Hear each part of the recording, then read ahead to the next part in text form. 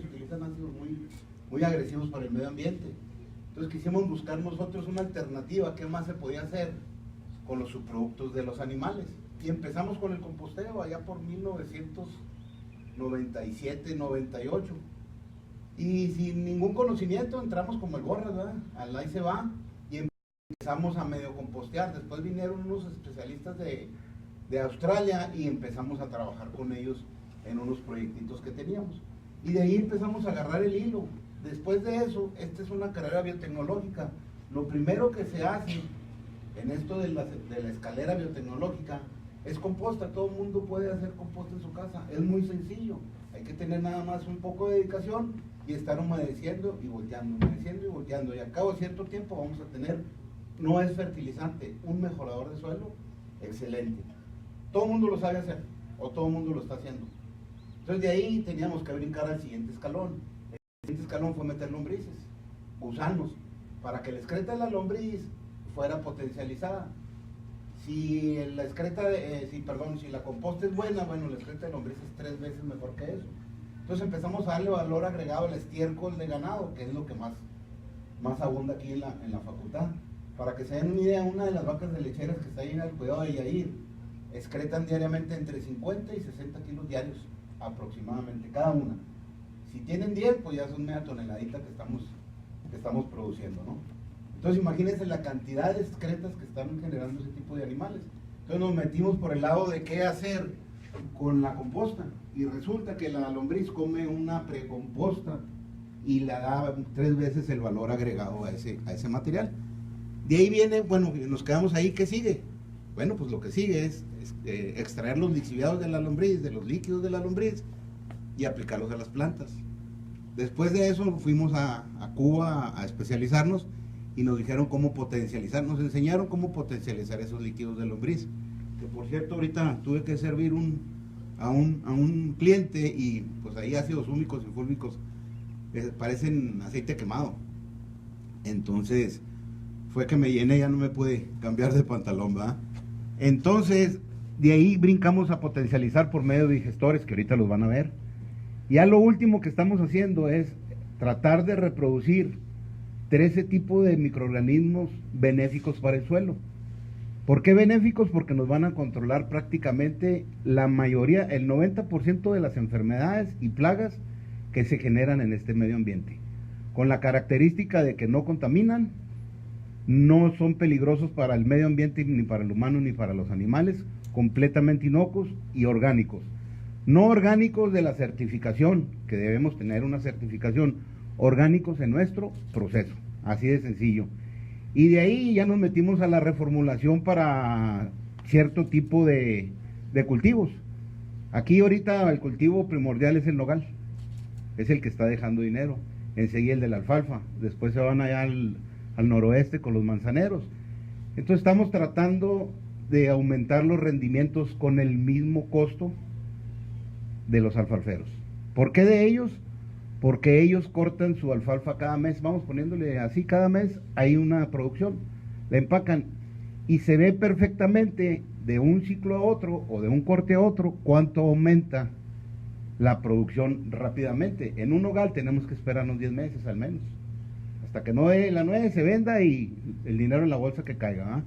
Si es más que el año anterior le entran, si no, pero ya perdimos, ya invertimos 10 meses. Entonces, parte de esas biotecnologías que les estoy platicando, las plasmamos aquí. Esta se dio una plática a los muchachos de ecología productiva cuando empezó la materia, ¿verdad? Y después a los alumnos de agricultura orgánica. Entonces estamos sentados, muchas veces no nos damos cuenta que estamos sentados sobre una mina. Por ejemplo, aquí en la facultad hay un potencial tremendo para, uno, para evitar contaminación, y dos, sacar dinero de eso. De eso se trata la carrera de ecología productiva, ¿verdad? Sacar dinero de la basura. Entonces, a ver si...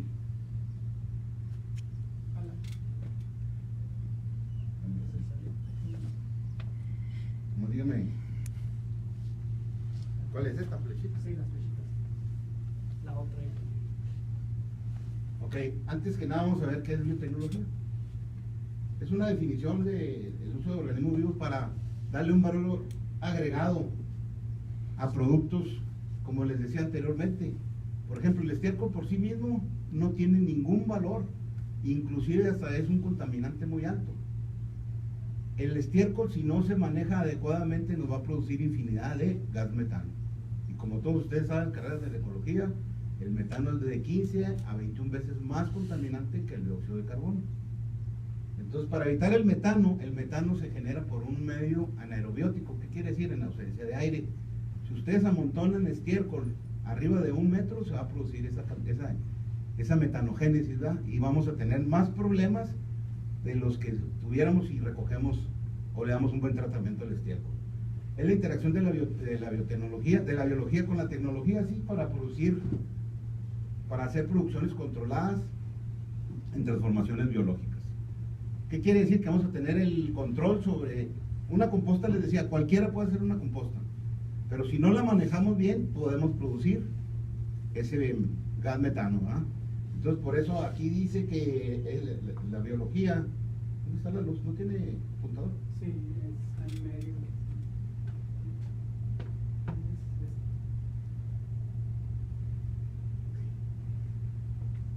Estas producciones controladas, nosotros queremos tenerlas siempre bajo control para que no se salgan del protocolo de seguridad, para no ir a contaminar con gas metano o dióxido de carbono.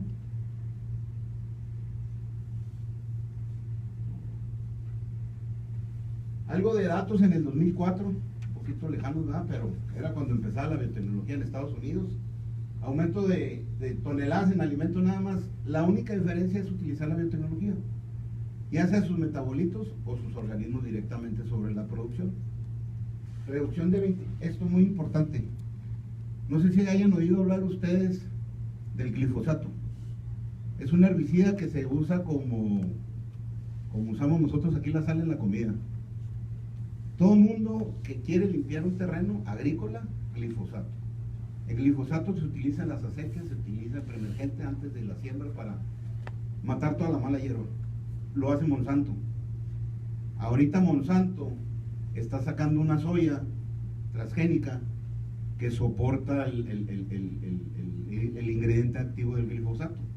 ¿Qué quiere decir? Que cuando se siembre la soya, salga hierba, aplican el glifosato sobre la soya y va a resistir el herbicida. Se van a morir las malas hierbas y la soya va a quedar sola para su tratamiento. Pero resulta que esa soya pues va a absorber las moléculas de glifosato. Y resulta que hay estudios ahorita muy serios donde todo mundo que consumimos tortillas traemos residuos de glifosato en la sangre. Y se han de imaginar lo que puede suceder: cáncer, asma, alergias, riñones, todo eso derivado porque se utiliza indiscriminadamente este tipo de, con diferentes marcas, ¿verdad? Pero Monsanto lo tiene registrado como glifosato. Entonces, esto nos ayuda a reducir 23,000 toneladas solo en Estados Unidos, que son, y eso que Estados Unidos no ha querido entrar a la carrera biotecnológica de lleno como Europa, que Europa tiene ya desde el 2010, 2011 reglas muy específicas para el consumo de hortalizas sobre todo, o de productos agropecuarios sin residuos de ningún pesticida, ningún glifosato y hormonas de crecimiento en el caso de los animales. 8 millones de productores a nivel mundial. Eso hace 14 años. Ahorita el boom viene muy fuerte. Hay una nueva ley, ingeniero, no sé si la conozcas. La pasaron hace 15 días a la Cámara de Diputados, donde todos los que estén haciendo biotecnología casera, como un servidor, ¿verdad?, que no tenga marca, que no esté registrado, que no sea transnacional, va a haber multas de 1,000 a 4,000 salarios mínimos y cárcel de 6 a 8 años. Entonces, pues ya sabrán aquí no se mueve mucho esto, pero en el sur cada finca hace sus propios biofertilizantes. Estamos hablando de Zacatecas para abajo, Querétaro, Chiapas, Oaxaca, toda esa parte. Ellos hacen sus propios biofertilizantes, ellos sí son sustentables. Entonces esa ley viene con el afán de darle en la torre a todos los que andamos en esto, para que las grandes transnacionales que tienen registros, dinero para invertir, puedan salir abajo. Parece ser que ahí anda fuerte el rum rum de eso, ¿ah? Bueno, El 90% de los 8 millones de productores que están usando cultivo tecnológico a nivel mundial debe de haber subido. Ya aquí en México, inclusive aquí hay un consejo, aquí en Chihuahua hay un consejo orgánico estatal dirigido por una maestra de Manzanera, ¿verdad? De allá de Guerrero, que va por muy buen camino. No teníamos nada, bueno, ya cuando menos tenemos el membrete, ¿verdad? 90% de estos productos se encuentran en naciones industrializadas, lógicamente. La gente que ya llega a su estatus, que tiene su nivel superior, ya se empieza empieza a pensar en cuidar su salud. Y que si yo no quiero consumir tantos ingredientes que vengan con pesticidas o con fertilizantes inorgánicos y todo eso. ¿Quiénes son esos? Pues los que tienen altos recursos. Suiza, Suecia, Alemania, Italia, principalmente Europa. Entonces ellos están demandando muchos productos aquí a México que tengan esas características, que sean ecológicos. Orgánicos, hablamos después de eso, porque el orgánico yo lo veo más como un negocio que como otra cosa. Es un membrete que prácticamente se compra, ¿verdad? Bien, ¿qué problema vamos a resolver con esta biotecnología? Carencia de proteína de origen animal en la dieta humana. Ahorita vamos a ver por qué. Directamente podemos involucrar en nuestra dieta, que ya se está utilizando, harina de lombriz, harina de larva y raciones para cada persona. Entonces, eso de película hace 40, 50 años. Y nunca pensamos que fuera a suceder eso, pues al rato vamos a tener que hacer algo porque no alcanza la tierra que tenemos para tanta gente, ¿verdad? El otro problema, insuficiente base alimentaria para la producción animal. Esto, pues, todos sabemos de que los granos no alcanzan ni caros para hacer nuestra producción animal como debe hacerse, ¿verdad? La competencia que hay ahorita por el agua entre los animales versus humanos. ¿Saben ustedes cuánto se necesita para producir 1 litro de leche en agua? ¿Cuántos litros de agua para producir 1 litro de leche? No, nada más es el litro que se toma la vaca para producirlo. Alrededor de 1000 litros para 1 litro de leche, porque, nada más para que se den una idea, aquí tenemos un experto en agronomía. ¿Cuánto requerimos para una tonelada para un kilo de alfalfa en base seca? ¿Cuántos litros de agua necesitamos? Infinidad, tremendo, ¿no? Y la vaca se come 10, fácilmente. Entonces, para que se den una idea, y lo que hay que lavar el establo, y lo que hay que darle de tomar, y lo que hay que darle para acá, y para lavar las maquinarias, y todo eso va dentro del costo del litro de leche, de la producción de leche. Entonces, más o menos, para que se den una idea, 800 a 1000 litros para producir 1 litro de leche. Entonces hay una competencia tremenda entre los humanos más bien los animales contra los humanos, que va a llegar un momento en que no sé qué vaya a pasar, ¿verdad? Y algo muy marcado aquí, una gran problemática que tenemos, porque nos han enseñado que en el lado de la agronomía, de la agricultura, NPKs, macronutrientes, ¿verdad? Justus Bollier dijo que nada más se necesitaba NPK para producir, y sí fue un boom. Sí se duplicaron y se triplicaron las producciones, pero resulta que nunca vieron a largo plazo qué iba a pasar con esos NPKs y los subsecuentes aplicaciones de glifosatos y todo eso. En pocas palabras, están acabando suelos degradados que ya no producen nada. Lo vemos con los melones, ya no producen nada, no levantan nada y se van a otro lado, lo dejan y a darle a otro lado, ¿verdad? Entonces ese es uno de los problemas principales que trata de resolver la biotecnología: la ineficiencia productiva agrícola y pecuaria. Nosotros ahorita tenemos animales que deberían de producir normalmente 15 a 20 litros a bajo costo, pero el ego de uno y con la competencia con el vecino, quiero que produzca 40. Aquí está el compañero, y ahí los litros más caros son de los 30 a los 40 litros para hacerla producir. ¿Por qué? Porque es una dieta especial, y como los carros, hombre. Ustedes a 90 kilómetros es donde más se ahorra. Si quieren meterle más, pues van a consumir más. Así de sencillo, así son los animales. Tienen una velocidad de crecimiento biológica hasta cierto punto. Si los queremos forzar, pues necesitamos meterles más, ¿verdad? Entonces, normalmente una vaca productora de leche, media leches que les llaman, 20 a 22 litros diarios, los más eficientes, sin meterle mucho dinero.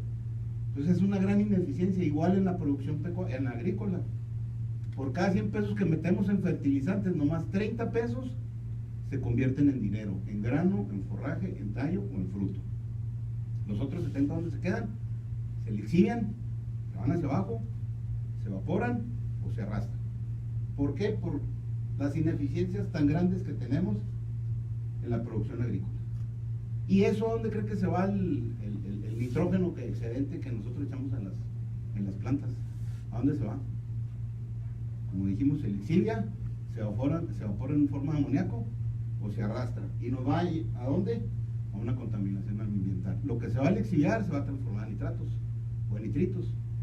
Y cuando nosotros sacamos el agua muy profundo, ahí vienen esos nitritos, los tomamos y empezamos con problemas, lo que decíamos ahorita, de hígado, principalmente de riñones. Bien. Las ventajas de esta biotecnología, pues rápidamente nos vamos a ir. Viabilidad técnica y económica. Es muy fácil hacer un proceso biotecnológico. Con conocimiento es muy fácil. Es una explotación del proceso, lo podemos escalar conforme nuestras necesidades. Si queremos hacer un poco más grande el proyecto, no se requiere de mucha inversión. Conocimiento y ganas. Obtención de productos de alto valor de modo simultáneo. Como decíamos ahorita, en la lombricultura, por decir algo, tenemos la lombriz, la biomasa de lombriz, como fuente de proteína. Tenemos los líquidos que escurren como fuente de mejorador de suelo para lógicamente suelo y plantas, y tenemos la excreta, que es un excelente mejorador de suelo y con un buen poder fertilizante. Soluciona problemas regionales a partir de sustratos locales o nacionales disponibles. Por ejemplo, aquí hicimos un proyecto con papel que desecha la papelera. La papelera de Chihuahua es la única empresa en México que tiene ese tipo de proceso donde sale un desecho que se le llama Beloit o PTR. Ese tiene que ir a depositarlo en el relleno municipal, pero es celulosa pura. Entonces nosotros hicimos el proyecto, ahorita van a ver ahí unas diapositivas. Ese proyecto hizo que se ganara un premio nacional de servicio social a 3 egresados aquí de los sábados del semiescolarizado. Lo premió Teresa Ortuña, me acuerdo que era la delegada aquí de Sedesol. Les entregó 10,000 pesos a cada uno y al maestro pues nomás un diploma. Bueno, ese fue uno de los proyectos y lo hicimos con papel de la papelera, valga la redundancia, sangre del rastro de cerdo, porque no querían que la sangre se corriera al río, ¿verdad? Hicimos, y luego residuales de la planta tratadora norte, recién inaugurada. Hicimos el proceso, hicimos una composta perfectamente, al grado tal de que toda la composta se la llevaron los de la planta tratadora de agua, ¿verdad? Para sus jardines. Entonces, son tecnologías limpias y ecológicas lo que estamos haciendo. Ya entramos de lleno con los tipos de biotecnología. Fermentación en estado sólido se pueden hacer. Hace como unos 8 años se hizo aquí en Manzarina un subproducto. Lo que sale de la molienda de la extracción de jugo de la manzana, pues no tiene valor, o no tenía valor. Y en ese tiempo vino un cubano de los que estábamos con universidades hermanas y empezó a hacer un proyecto aquí en las canchas de básquetbol de Manzarina, hacer como una composta de manzana. Lo único que le echaba era ciertos nutrientes, darles vuelta era medio complicado, no complicado, sino tedioso, porque había que estarle dando vuelta cada 2 horas durante el primer día, y luego se llevó 4 horas el lapso, y luego 6, y luego ya después en 4 días la manzana, que tiene normalmente un promedio de un 3 a un 4 por la cáscara de proteína, salía con un 18%. No, para que se den una idea. Pues fue un boom, ¿verdad? También. Pero el problema es mucha mano de obra. Y aquí le corremos a la mano de obra, ¿verdad? Bueno, para producir alimento humano, también los tipos de biotecnología que nosotros utilizamos. Productos de bajo volumen y alto costo, enzimas, aditivos, probióticos. Este también nosotros lo estamos haciendo para la alimentación animal. Y la bioremediación de tierras. Ahorita estamos trabajando con una mina, van a ver el proceso. No es para bioremediación de tierras en sí, para el cianuro o los compuestos tan peligrosos que se manejan. Que hay bacterias dentro de una de las que estamos aquí, que vamos a ver, las pseudomonas fluorescens, que tienen la capacidad para degradar poco cianuro. Entonces ahí se pueden hacer pruebas, pero principalmente es para aplicarse en los pinos que van a sustituir, ¿no? O que van a resembrar cuando dejen los jales que le llaman o los tajos. Cuando encuentran oro, lo primero que hacen es derribar todo, ¿no? Pinos, y el topsoil, la parte superior, la tienen que guardar porque la tienen que restituir. Pero es muy poca materia orgánica la que traen.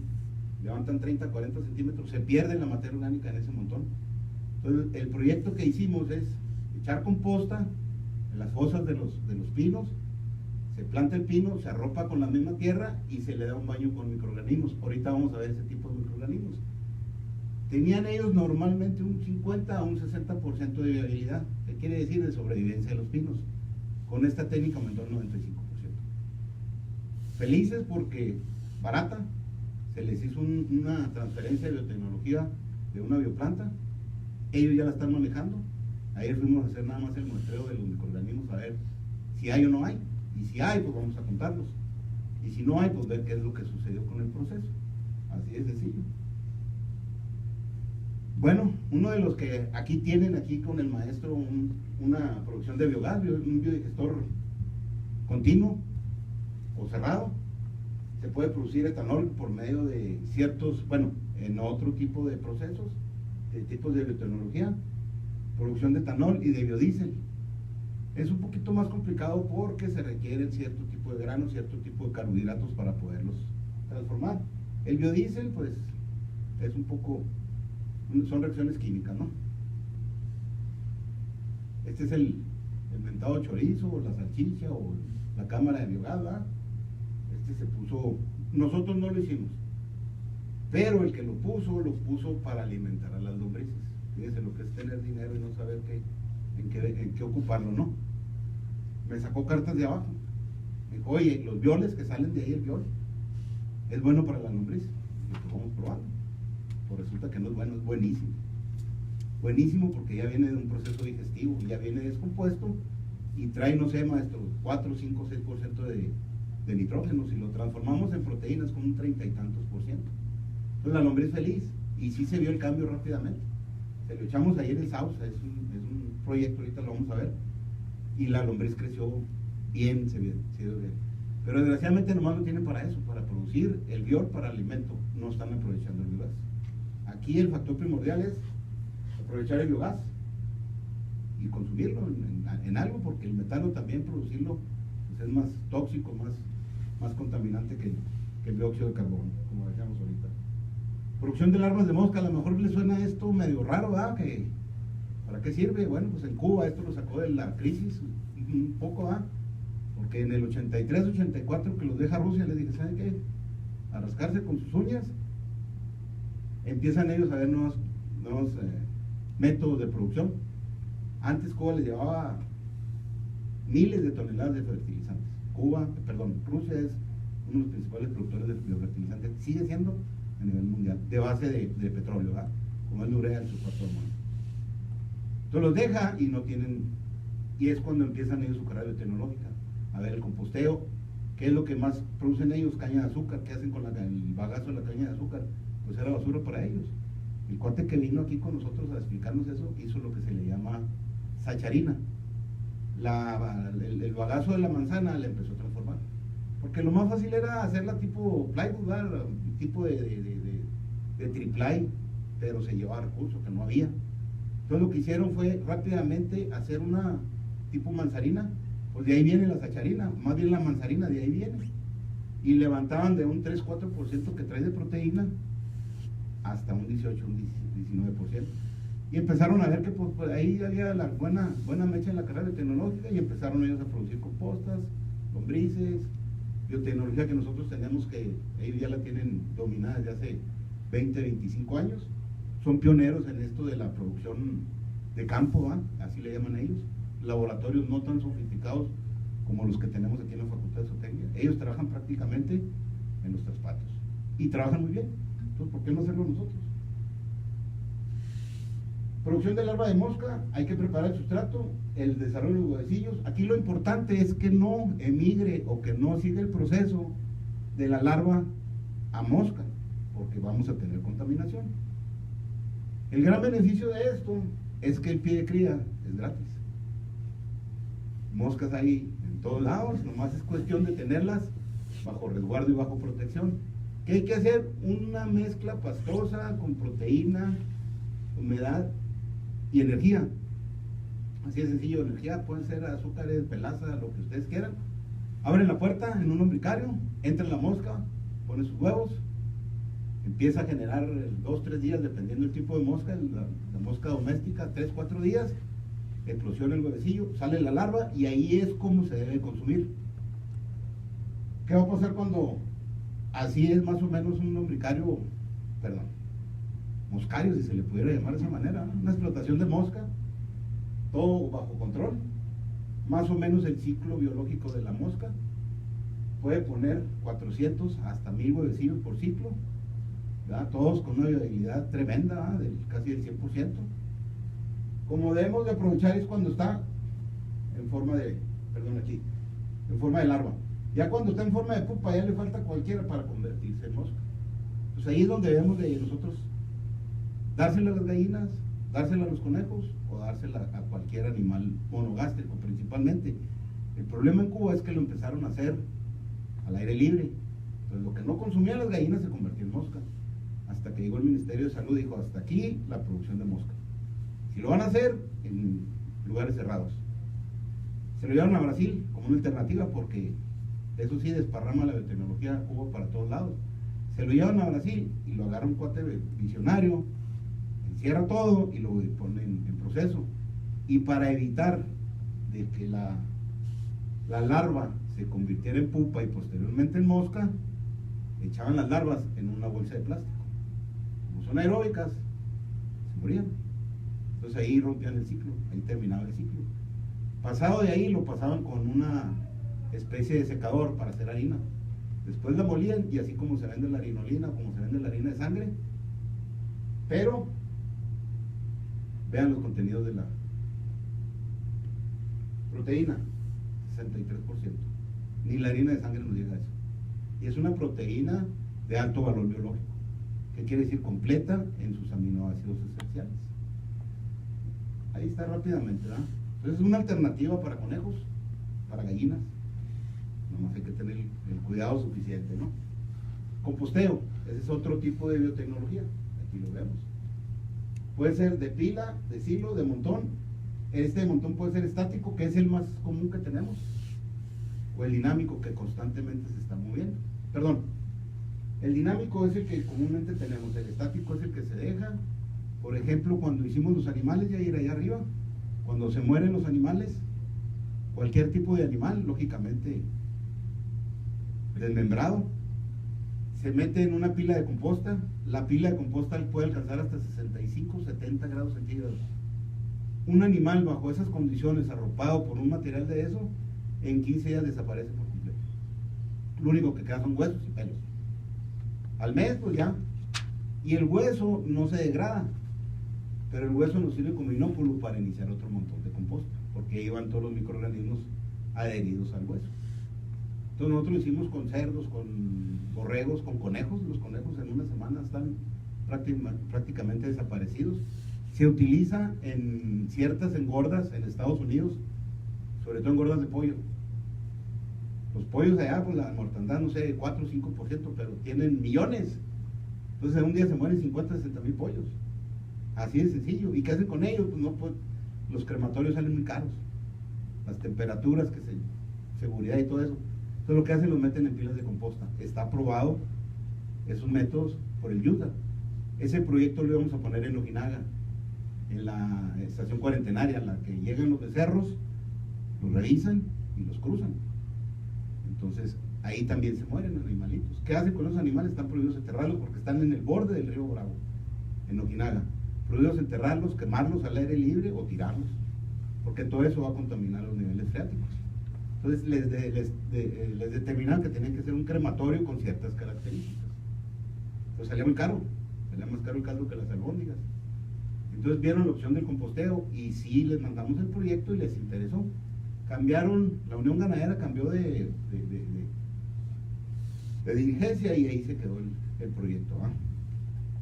Bien, entonces vamos a hablar un poco de este es el dinámico de la composta. Ese es los que tienen dinero, pues esa maquinita vale alrededor de 150 o 200 mil pesos, pero capacidad para hacer miles de toneladas por día. Más o menos esas mueven como 1000 toneladas por hora.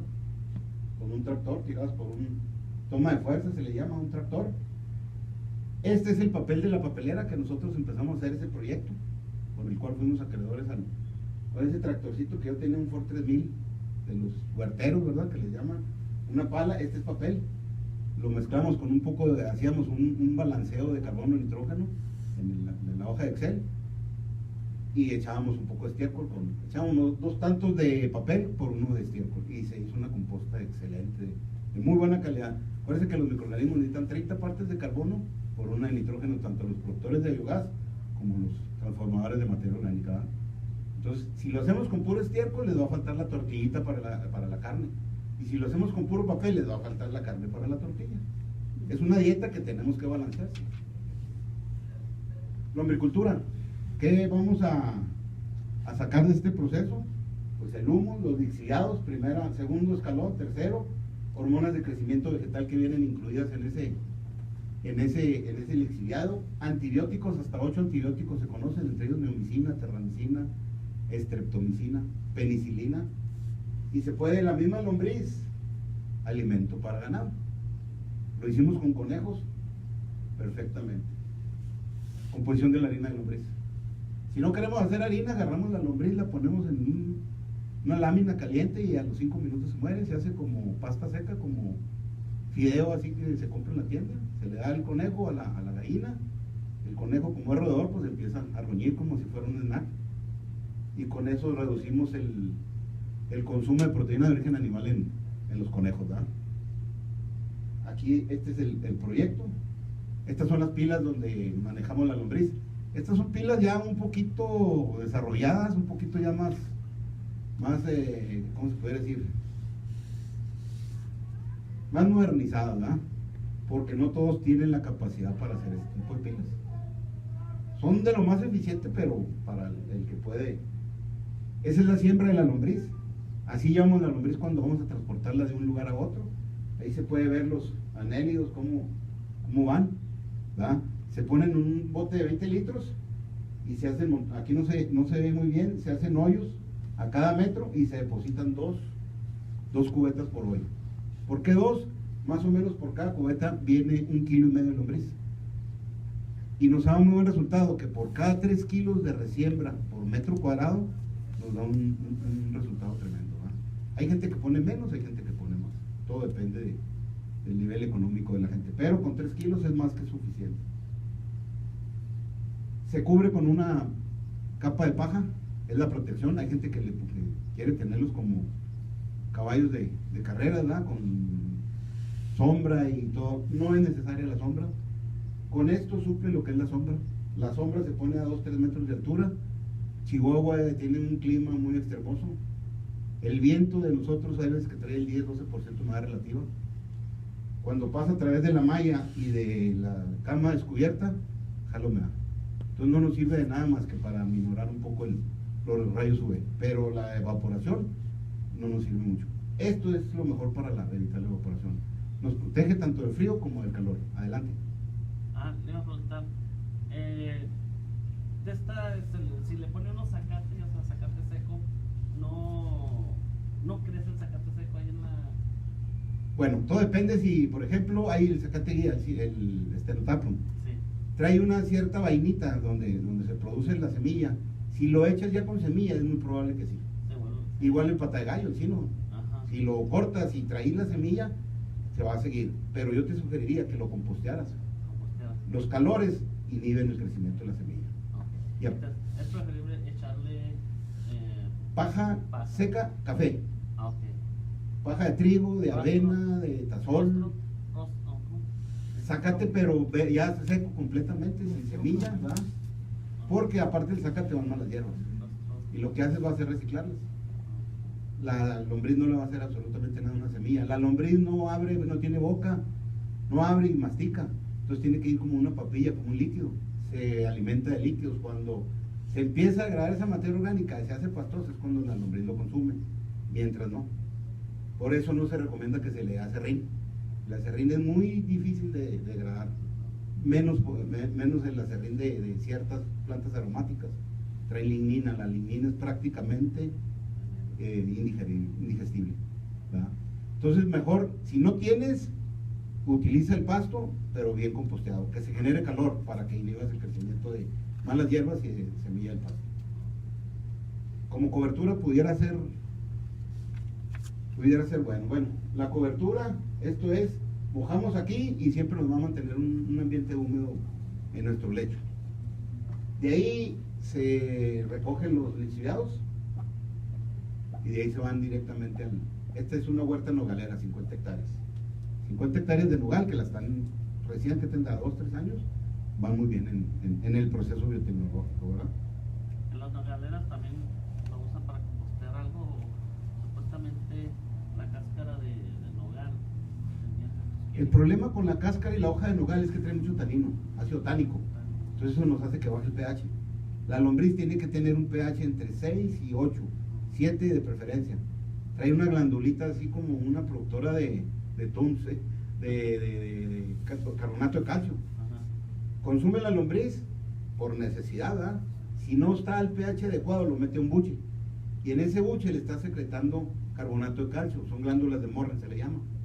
Y ese carbonato de calcio lo que hace es neutralizar. Si está muy alto, lo baja, si está muy bajo, lo sube. Y lo pone en pH 7. Entonces ya pasa por el tracto digestivo de la lombriz, ya todos los procesos que conocemos, y lo excreta en forma enriquecida. Si no tuvieras esas glándulas de Morren, por ejemplo, en el caso de cuando consume un pH alcalino, cuando las proteínas se están degradando, hace que se infle la lombriz y pueda tronar como globo.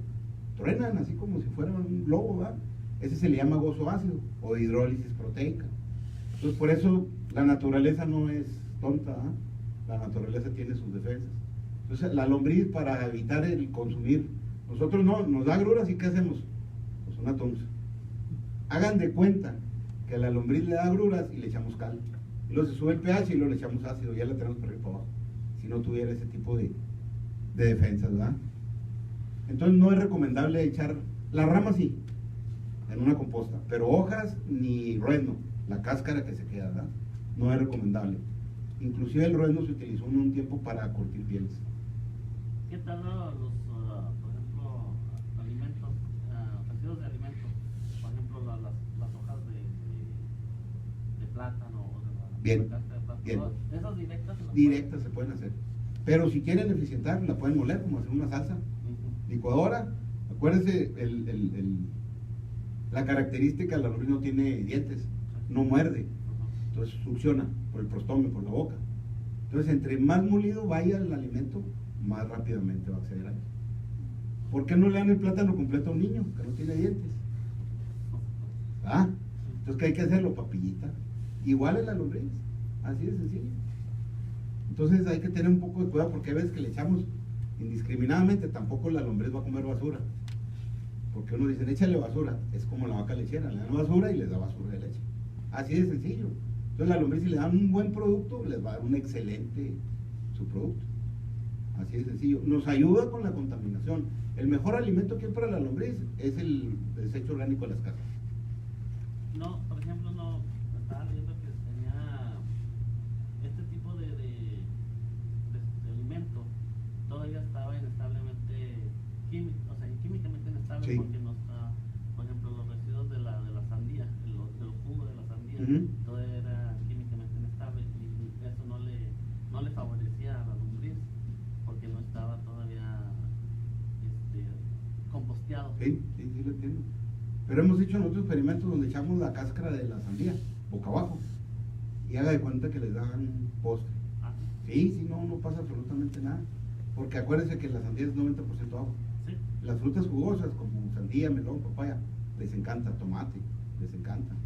Entonces la cuestión nada más es, sí puede ser problema si usted amontona arriba de 1 metro la sandía o las frutas, porque se empiezan a compostear. Y al empezarse a compostear se genera calor. Y si ese calor se lo tiene en la lombriz, pues la va a matar. Pero así directamente no hay ningún problema. Hay varios métodos de alimentar la lombriz. Usted puede alimentarlas a diario, cada tercer día, pero tiene que tener un agente ahí específicamente para eso. Yo alimento cada 15 días. Ahorita vamos a ver eso. Y me quito de problemas. Alimento cada 15 días y ya tengo mi esquema de trabajo. Y me está yendo bien en cuanto a, no hay mortandad y las lombrices están en buena condición. Pudieran estar mejor, pero me cuesta. Entonces es mi punto de equilibrio. Esta es la reproducción de microorganismos que hablamos ahorita, que estamos haciendo en la mina. Se llama mina Pinos Altos, está en el Ejido Campo, ahí por Cabulsori. Es una de las mejores minas de aquí, yo diría que de México, por el ambiente de trabajo y cómo trabajan ellos. Es una mina canadiense, respetan mucho el medio ambiente. Entonces de ahí salió la iniciativa de este tipo de bioplantas. La mayoría de los que trabajan en medio ambiente, hay como 6 u 8 ingenieros en ecología, egresados aquí en la facultad. Y están haciendo tan buen trabajo que son los primeros, pienso yo, en México, que están produciendo este tipo. ¿Para qué lo utilizan ellos? Cuando llega ¿cómo se le llama? La exploración vía satelital, le dicen, aquí hay oro. Bueno, pues ya saben cuánto van a sacar por cada metro cúbico y todo eso. Sacan todo lo que esté superficialmente, árboles y todo lo demás, y el topsoil, lo que decíamos ahorita, lo tienen que guardar. Cuando ya económicamente no es viable, tienen que dejar en las mismas condiciones, de acuerdo a las leyes mexicanas, y si no, les cancelan el permiso. Entonces lo que estaban haciendo ellos, van y sacan semillas de sus propios árboles, escogen ellos sus árboles semilleros y las desarrollan en un invernadero, principalmente pino, en la arizónica. Entonces ese pino, cuando tiene determinada edad o tamaño, van y lo trasplantan, y están teniendo problemas con el trasplante, porque donde lo están trasplantando se le llama tepetate. Es el suelo que no trae ningún nutriente, que está a 40, 50 metros abajo de la tierra. Entonces prácticamente es piedra molida, y estaban teniendo problemas para que se arraigaran los abuelitos. Hicimos un proyecto con ellos, pusieron 2 litros o 2 kilos de lombricomposta en el suelo, la plántula encima, se arropa con tepetate, y estos microorganismos asperjados con mochila encima. Para no hacerla tan larga, tuvieron del 55 al 60%, fueron al 95%. Entonces cuando vieron los resultados, empezamos en septiembre del año pasado. Pusieron los pinos en una parte que se llama La Carbonera, es una ladera de 45 grados, todos los pinos agarrados, y ciertos encinos. Entonces dijeron, ¿cuál es la diferencia? Bueno, les echamos a estos, se fueron para arriba, no les echamos, se fueron para abajo, bueno. Y fuimos a implantarles una bioplanta donde se reproducen. Este es un hongo para controlar hongos patógenos, Fitium, Phytophthora, Rhizotomia, Fusarium, bla, bla, bla. Micorrizas son los que hacen simbiosis, principalmente con los pinos. Del género Glomus, Bacillus thuringiensis, sobre lepidópteros, Rhizobium fijadora de nitrógeno, Mecanicillium es una nematicida, que no hay mucho aquí porque tiene que ser cierta humedad y cierta temperatura, entonces, pero ya se empieza a encontrar en huertas nogaleras y manzaneras por la humedad que se genera.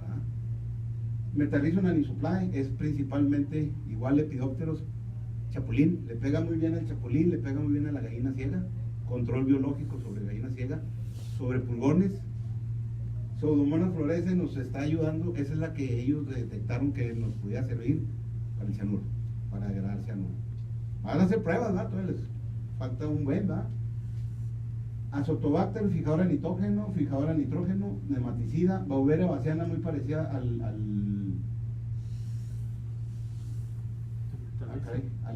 ya se me perdió, al Metarrhizum. Este y esta controlan perfectamente gallina ciega, mayates, chapulines, gusano cogollero, falso medio, todo lo que sea gusano. La Beauveria bassiana.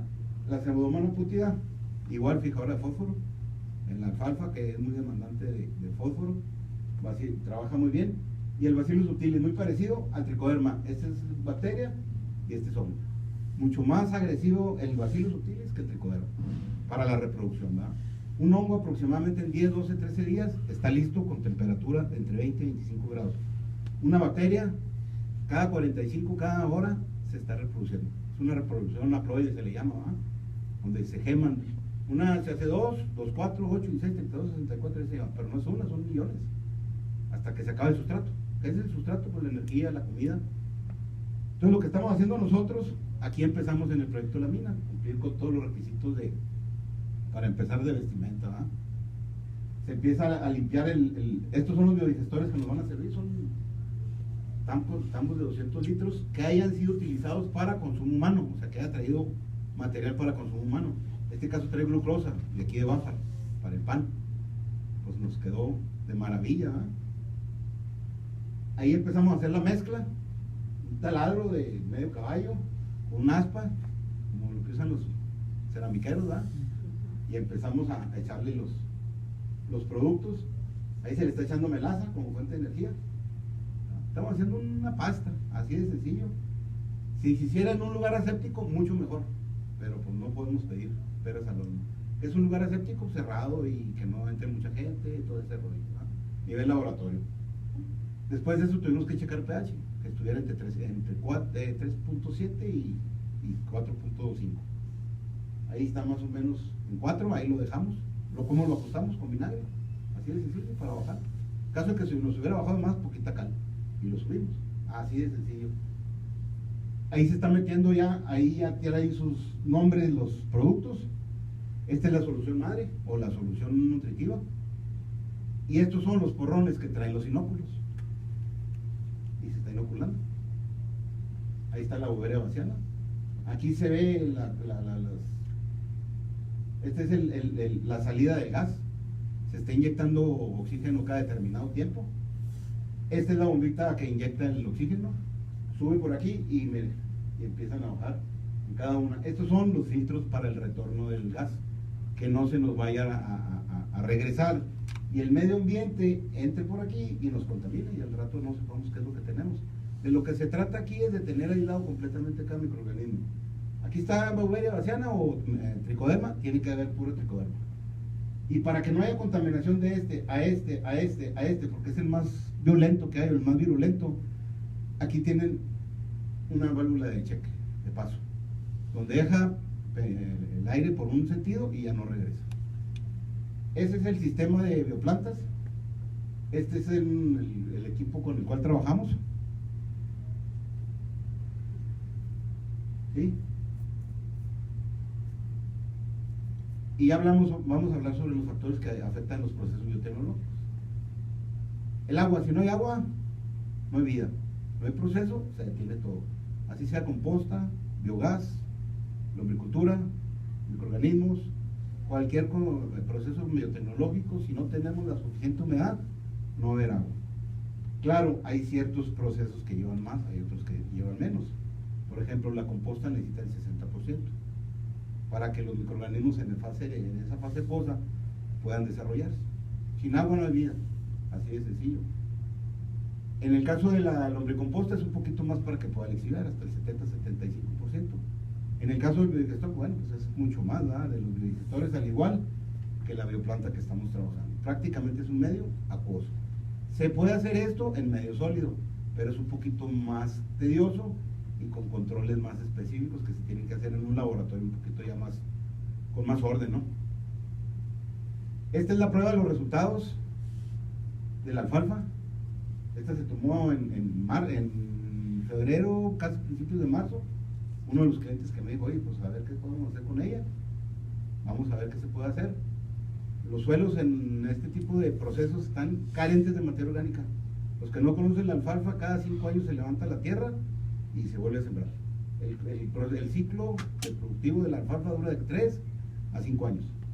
Y en ese inter no le meten absolutamente nada de materia orgánica. Entonces nomás le están sacando a la tierra y no le abonan.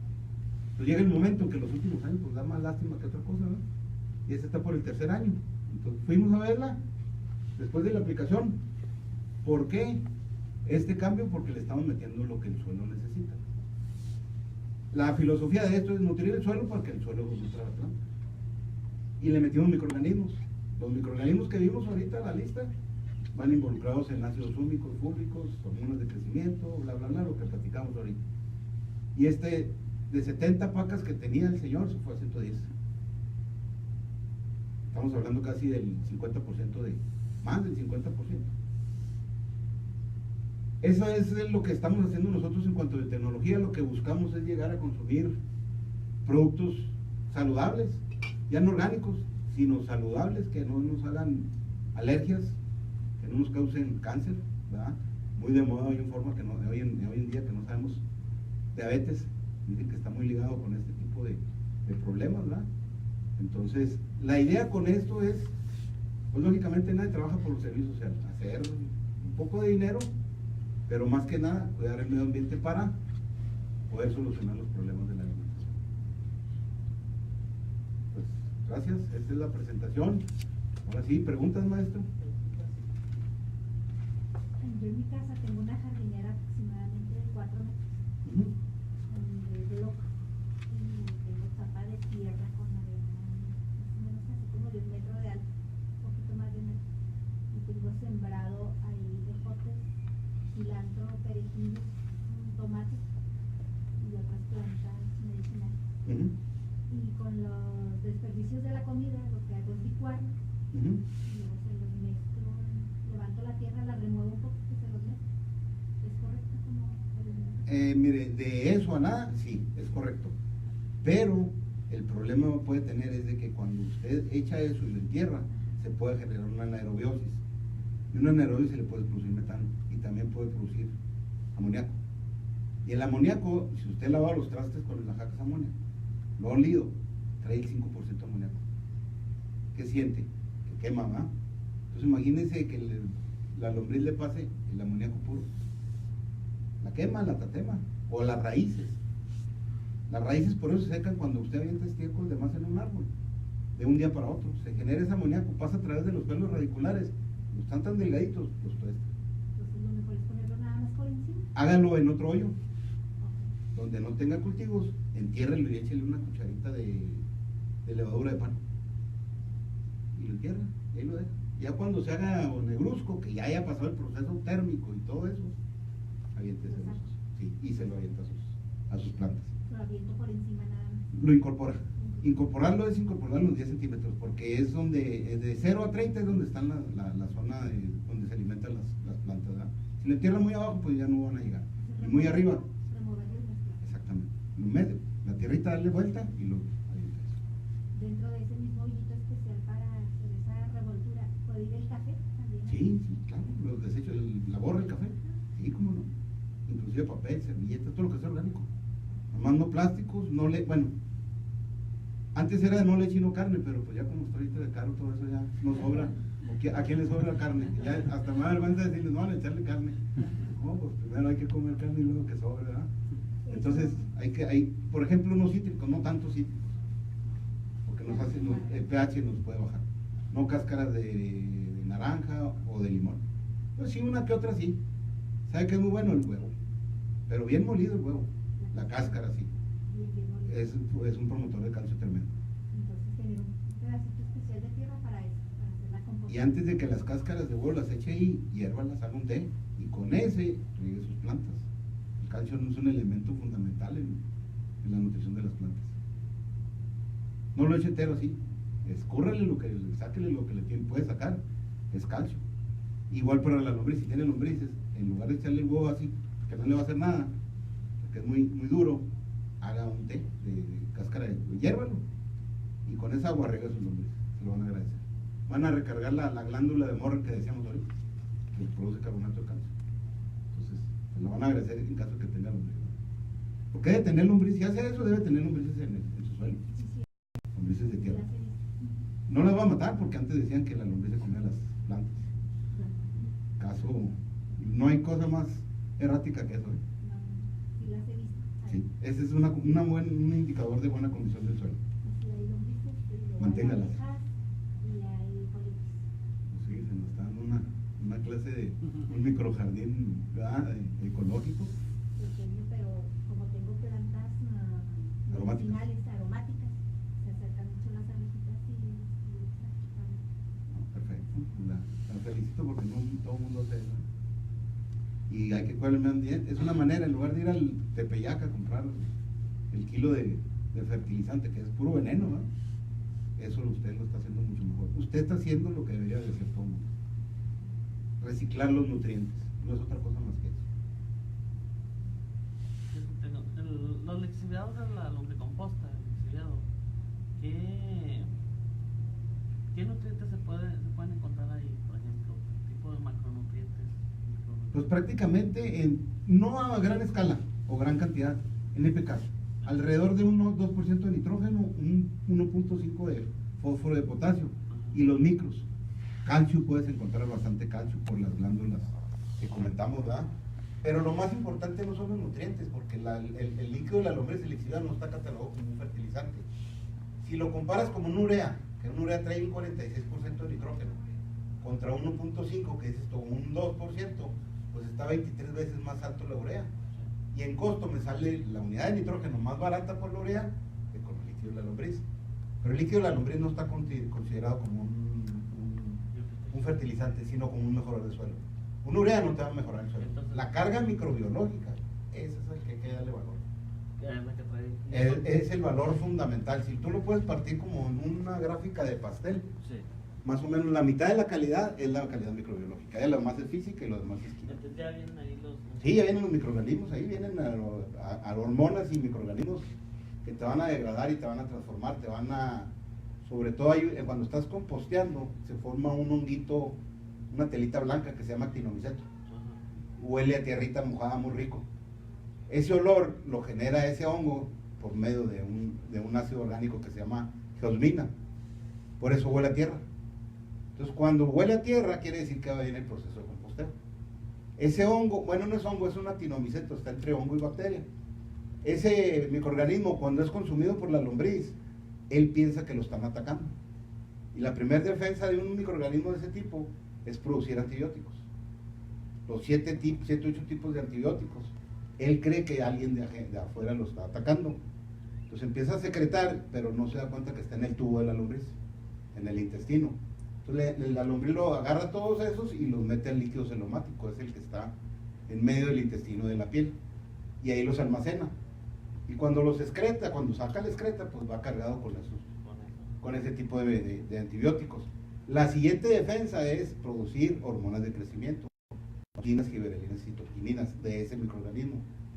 ¿Para qué? Para que estando en el medio libre, junto a la planta crezca rápidamente, haga sombra y le ayude a eliminar el enemigo que lo está atacando. Volvemos a lo mismo, está dentro del tracto digestivo, todo eso que produce lo va conservando, lo va almacenando la lombriz. Y al momento en que excreta o lixiviamos, pues va cargado ese producto con esos se quedan más bien en el humo, se quedan en la excreta, en el micelio de la lombriz. Si tú agarras la excreta de la lombriz, que es el humus, bueno, no está considerado como humus, la lombricomposta, si la agarras y la diluyes en agua, le extraes todos esos nutrientes. Ya los cubanos ya no están lixiviando, ya lo que hacen ellos, hacen un chocomil. Agarran la excreta de la lombriz sólida y la meten a una chocomilquera y le están dando vuelta por varios días. Pero es un proceso tardado. Pero ahí ya se... Sí, ¿no? Ahí sí extraes al 100 todo lo que tienes que extraer. Y luego ya lo aplican, el líquido lo aplican en las plantas y el sólido lo incorporan en el suelo porque lleva materia blanca. ¿Se le han hecho algunas pruebas de laboratorio a este tipo de lixiviados? Sí. ¿Cómo qué pruebas? Nosotros empezamos a potencializar ese tipo de lixiviados porque sale en cuanto a unidades formadoras de colonia, microorganismos principalmente, porque lo otro no lo puedes, la cuestión química, nitrógeno, fósforo, potasio, no lo puedes elevar más que metiéndole un derivado de cada uno, ¿verdad? Si quieres elevar nitrógeno, urea, fósforo, pues un superfosfato, algo por el estilo. Pero es meter focha, eso es meter cochupo, ¿verdad? Se dice.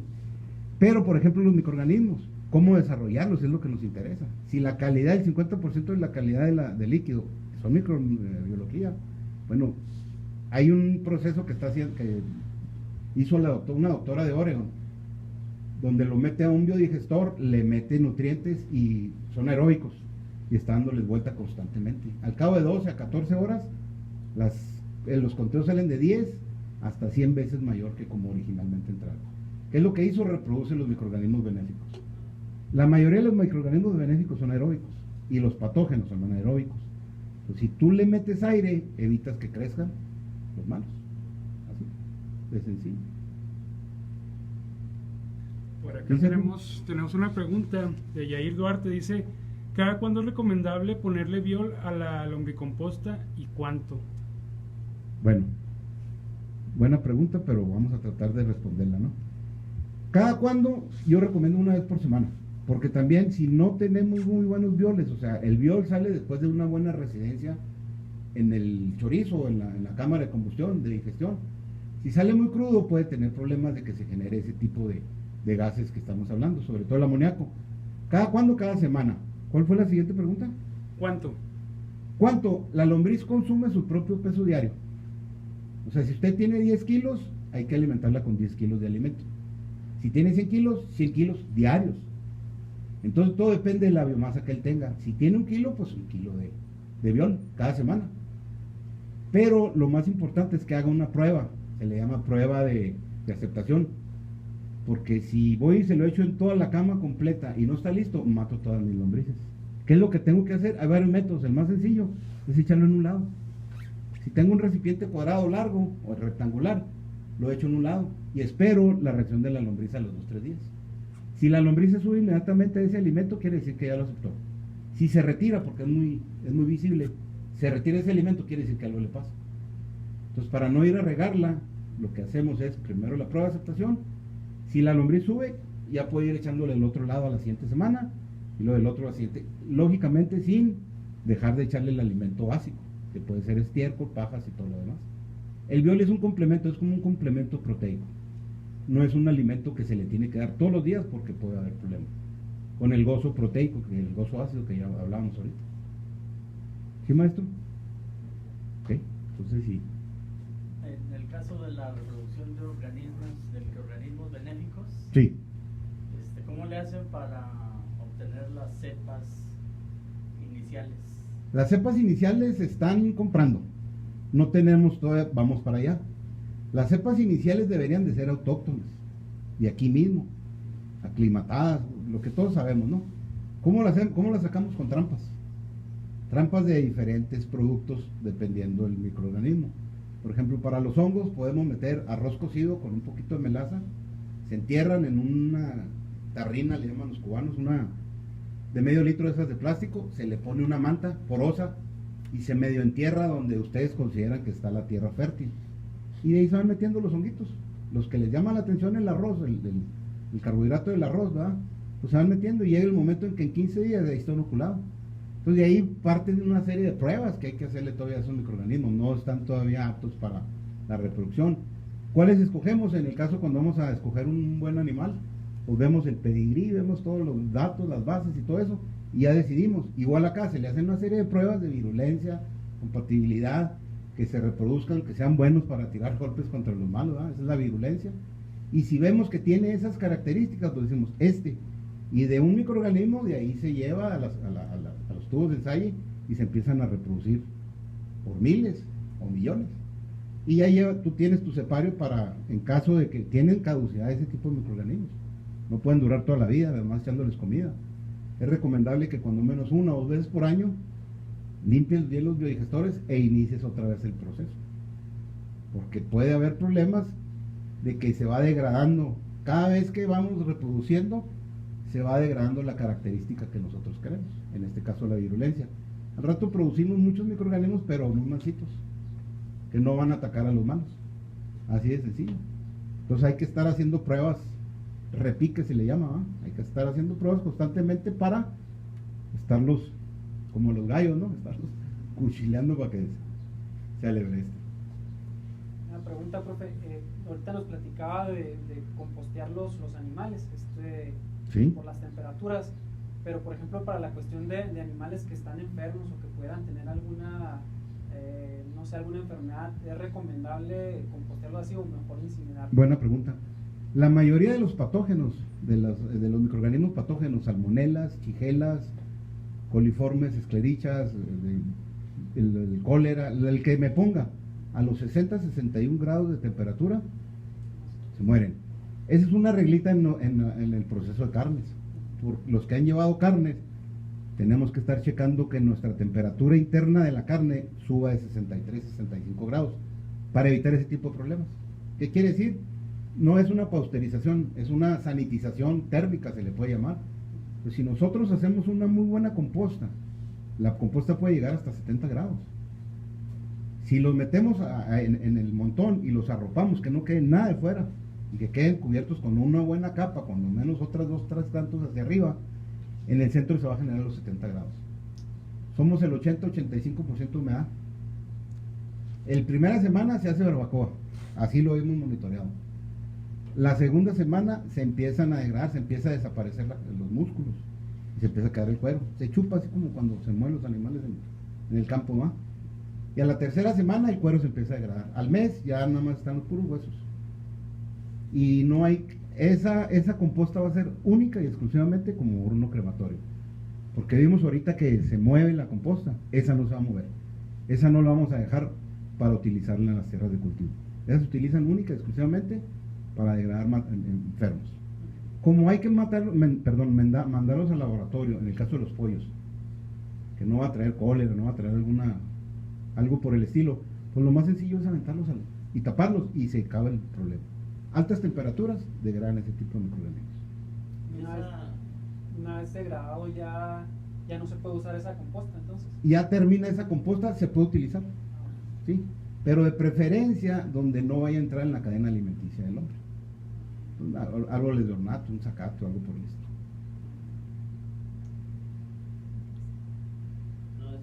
Otra pregunta, profe, más que pregunta, pues no sé, preguntarle a usted cómo fue que se involucró, usted es ingeniero zootecnista, entonces cómo se involucró en esta cuestión de la biotecnología y cómo animar a los chavos de zootecnia y a los chavos de ecología, ¿verdad?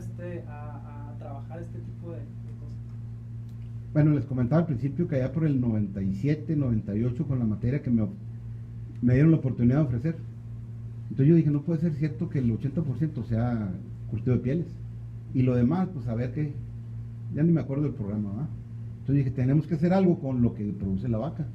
Pues ¿qué produce? Excretas, 50 kilos diarios las lecheras de aquí. Y estamos hasta el tope de desierto, no sabemos qué hacer. Entonces agarro un libro de producción porcina.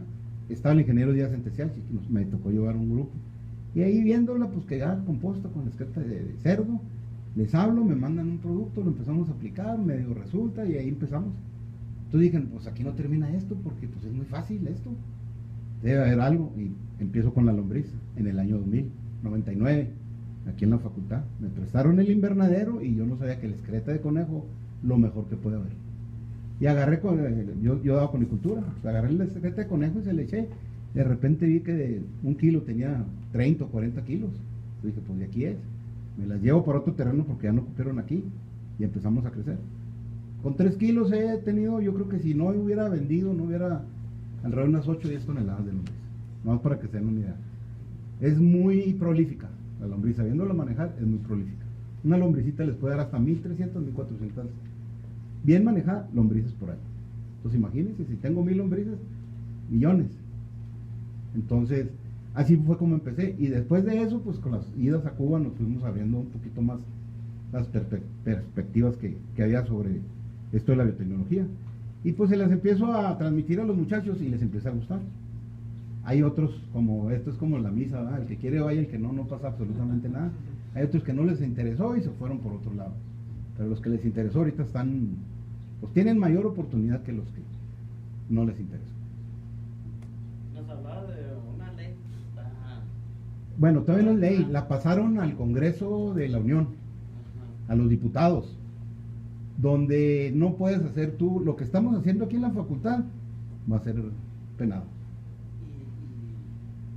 Pero es una forma de remediación, ¿no? Que estamos haciendo.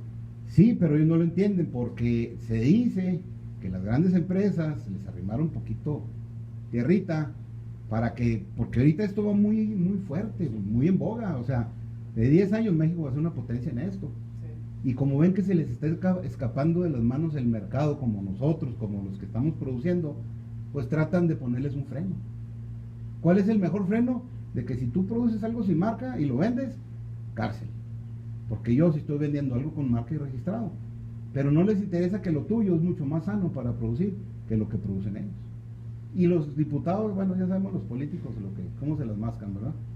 Entonces ellos, afortunadamente, no ha pasado la Cámara de Senadores. Ellos son los que tienen que darle la ratificación. Y por lo que se oye, yo estoy en un grupo de Guamuchil, que hay gente muy fuerte ahí. Por lo que se oye, ahí se va a quedar estancada. Al menos no van a hacer nada hasta la siguiente legislatura, hasta que entre el nuevo presidente, porque son diputados federales. Entonces se oye todavía de que van a hacer las penas de 6 a 10 años y una la nota que te van a... Bueno, y si se llegara a hacer eso, si se llegara a... No, yo no creo que se vaya a hacer eso, es partirle al campo. Pues ahí hay una contrapeso, todo lo que es la ley de desarrollo rural, y yo creo que eso se va a ir reformando para que como que la ley de desarrollo rural sustentable tenga sus propios reglamentos. Exactamente. Ahí en esa parte de reglamentos es donde se va a proteger en este caso a los productores agrícolas o pecuarios, ¿verdad? Que quieren usar otro tipo de esquemas más sustentables, Más saludables. más saludables. Entonces, Porque fíjese qué contra licencia, si se le puede llamar de esa forma, qué contradicciones de que para producir orgánico usted necesita un permiso. Para producir sanamente usted necesita que alguien lo certifique. Y para producir con venenos y idas y cuanta cosa, usted va y consigue al Tepeyac lo que usted quiera. Como que no va por ahí, oye, quiero producir sano, no, pues veía un curso de que te cuesta 30, 40, 50 mil pesos y tienes que comprar esto, lo otro, pues desistes. Pero quieres decir, yo le quiero echar malatión, paraquat o glifosato porque ya me traen las hierbas, vas al TPA sin ninguna receta ni nada. ¿Cuánto? Y lo peor del caso es que te dicen, ahí dice, échale 1 mililitro por litro, no, échale 5 para que tenga más efecto. Y sácale, le echamos los 5. ¿Y qué pasa? Pues ahí la residualidad es tremenda. Olvídese, va a matar microbiología al suelo. Y no necesitamos permiso para eso. Una pregunta, Jorge. ¿Tenemos suficiente materia prima para producir este tipo de biofertilizantes o fertilizantes orgánicos para sustituir los químicos? Sí. A nivel nacional. Sí hay. Lo que pasa es que no los conocemos, desconocemos. Por ejemplo, mire, me tocó ir a Guamúchil. Guamúchil es parte de Sinaloa, es una zona extensa donde se cultiva mucho maíz y trigo. Fuimos a ver un campo de maíz, 1200 hectáreas, nomás para que se vea. No orgánicos porque no tienen membrete orgánico, pero con todos los procesos orgánicos. Microorganismos, violes, esto, lo otro, reincorporan como ellos el elote, lo agarran y en verde tiran y lo reincorporan, ellos mínima labranza, no voltean la tierra, no hacen surcos, no esto, no lo otro, ahí mismo siembran sobre las camas caídas con producciones de 14 a 15 toneladas por hectárea. Preguntas de los que íbamos de otro medio, ¿va? Plagas, ¿cómo se controla el gusano cogollero, esto, lo otro, aquí y acá? No, dijo, estando la planta sana, no tiene por qué pegar el gusano cogollero. Y sí se veía una que otra hoja ahí mordida, ¿va? Pero no había ese umbral económico que dicen que cuando tú manejas la plaga, cuando te empieza a hacer daño es cuando ya te cala, ¿va? Pero mientras tengas poquita plaga o no sea tan dañina, puedes convivir con ella, no hay ningún problema. Ellos usan catarina, ellas utilizan infinidad de métodos, pero menos los químicos. Y sí hay cómo hacerlo, lo que pasa es que desconocemos cómo hacerlo. Eso por ejemplo, se podría aplicar a nivel nacional. Sí, claro. Esa es la idea, ¿eh? Esa es la idea, que se replique a nivel nacional. Por ejemplo, nomás que se replicara con los menones de aquí.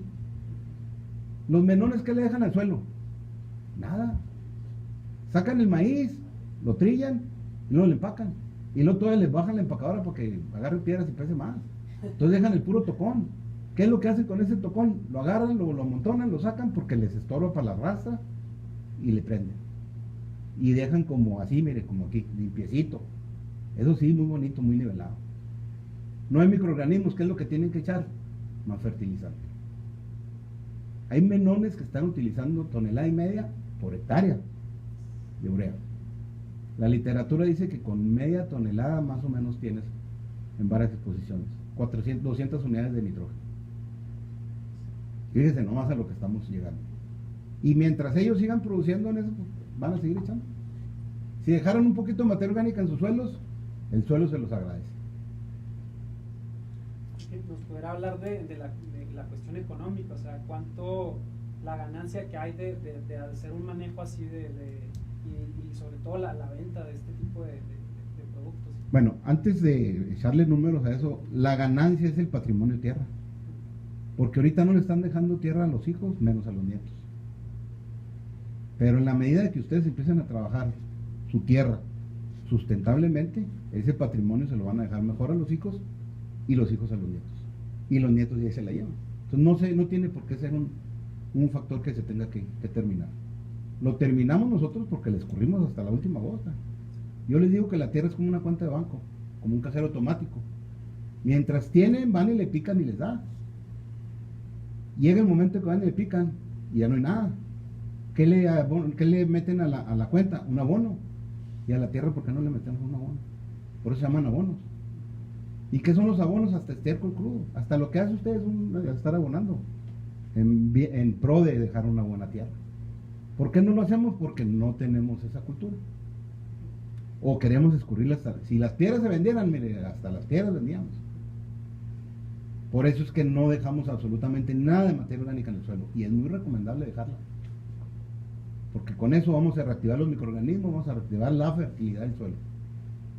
Eso es muy importante. Más que económicamente, ¿cuánto nos puede dejar? Yo creo que ese patrimonio suelo lo vamos a dejar mejor que como lo agarramos. Y creo que es nuestra obligación. Como ecólogo lo entendemos eso, ¿no? Esa parte. Pero más bien la pregunta sería, ¿es negocio? Sí es negocio. Sí, mucha gente dice que es cara la producción orgánica. No es cierto. Si nos vamos a certificar, sí. Pero si vamos a producir limpio, sin certificado, pero yo estoy consciente de que estoy haciendo las cosas bien, es mucho más económico. Yo puedo aumentar mi producción de entrada hasta un 30%. Lo estamos viendo con los alfalferos. Suelos cansados que no les meten absolutamente nada. ¿Qué les damos? Enmiendas. Mejoramos su suelo primeramente. Ya cuando está mejorado el suelo, entonces sí, una planta que no tiene suficiente raíz, pues es un animal que va a tener una boca muy pequeña o un tracto digestivo muy pequeño. Entonces no podemos saturarlo de comida. Entonces lo primero que tenemos que hacer es que esa planta crezca su raíz. Se le meten enraizadores. ¿De qué tipo? De origen natural. El ácido cítrico es un enraizador. El ácido indolacético es un enraizador. Lo que sale del sauce llorón, las puntitas, agarra, hace un té, y antes de meter sus esquejes a la tierra, meta los 5 o 10 minutos ahí, o una hora, los saca, los planta. Ese es un enraizador muy bueno. Después de que se enraiza la planta, entonces si ya tiene boca grande, ya podemos echarle un poquito más de comida. Ácidos húmicos, fúlbicos, que son alimento para el suelo. Aminoácidos que estamos metiendo para la planta, eso sí directamente. Y los microorganismos que van a ayudar a hacer un buen consorcio microbiano alrededor de las plantas. Y todo eso no le puedo decir exactamente qué es lo que está ayudando en particular, pero ya todo el consorcio de microorganismos con ácidos húmicos, fúlbicos, líquidos de la lombriz, lixiviados, que llevan infinidad de microorganismos, están funcionando. Es un sinergismo. No pudiera decirle esto así y esto así, sino que trabajan en conjunto, unos preparan el camino para otros. ¿Se les está haciendo un agregado a los lixiviados? Sí. En el caso nuestro, el lixiviado lo echamos como agua para el caldo. Así, ¿verdad? Es el ingrediente, no es inerte, sino con el que aforamos. Echamos ácidos húmicos, fúlbicos, enraizadores, promotores de crecimiento, aminoácidos y aforamos con líquido de lombriz. Nada de agua, porque el líquido de lombriz lleva agua. Hacemos una mezcla y así directamente aplicar 50 litros de ese producto inicialmente, es una dosis de shock por hectárea. En la alfalfa estamos hablando. En cuanto se empieza a ver resultado, bajamos la dosis, porque va cargada como para iniciar el proceso. Como no podemos apurar a la planta que crezca y produzca, tenemos que estarle dando lo que se requiere. Ahora, estamos yendo sobre los que tienen pivote central, porque esos constantemente están regando y constantemente están nutriendo la planta. Si es suelo riego rodado, que riegan 1 o 2 veces entre corte y corte, pues la recomendación es de que echen entre cada riego, o sea, en cada riego, diluyan eso para que les 50 litros por hectárea. Y con eso, veré, ya les voy a decir cómo está. El litro vale 5 pesos. 5 por 5 son 250 pesos. En el caso de los alfalferos, con 3 pacas que saquen de más, con eso pagan. Están sacando hasta 20. Entonces la coleada que tienen ellos, la ganancia, son de 15 a 17 pacas por hectárea. Por hectárea. No más para que se den una idea, entonces vale la pena. Y el mercado, olvídense, hay miles cientos de miles de hectáreas de alfalfa aquí, que no las puede uno abarcar. Así de sencillo. Tampoco hay que ser tan... Ahora se ha metido producto de humus líquido en el súper, Sí. en tiendas. ¿Qué tan recomendables son esos? Mire, La verdad, o sea, honestamente. honestamente, el humus de lombriz trae mucho microorganismos.